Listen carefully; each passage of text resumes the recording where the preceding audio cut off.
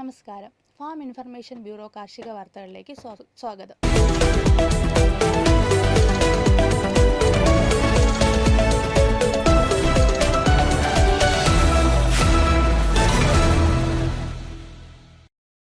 സംസ്ഥാന കൃഷിവകുപ്പിന്റെ പോഷക സമൃദ്ധി മിഷന്റെ ഭാഗമായി ഹോർട്ടിക്കൾച്ചർ മിഷൻ നടപ്പിലാക്കി വരുന്ന രാഷ്ട്രീയ കൃഷി വികാസ് യോജന പഴവർഗ പോഷകത്തോട്ട പദ്ധതിയിൽ ഉൾപ്പെടുത്തി വിദ്യാഭ്യാസ സ്ഥാപനങ്ങളിൽ പഴവർഗ പോഷകത്തോട്ടങ്ങൾ സ്ഥാപിക്കുന്നതിനുള്ള ക്യാമ്പയിൻ സംഘടിപ്പിക്കുന്നു.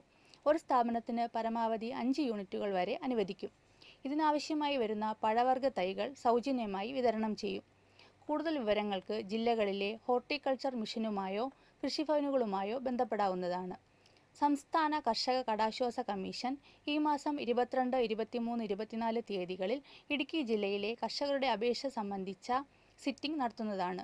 ചെറുതോണി ജില്ലാ വ്യാപാര ഭവനിൽ രാവിലെ 9-ന് ആരംഭിക്കുന്നതാണ്. ഹിയറിംഗ് നോട്ടീസ് ലഭിച്ചവർ മതിയായ രേഖകൾ സഹിതം കൃത്യസമയത്ത് ഹാജരാകണമെന്ന് കമ്മീഷൻ സെക്രട്ടറി ഇൻചാർജ് അറിയിച്ചു. കാർഷിക നിർദ്ദേശം: നീർവാർച്ചയുള്ള മണ്ണിൽ കമുകിൻ തൈകൾ ഇപ്പോൾ നടാം.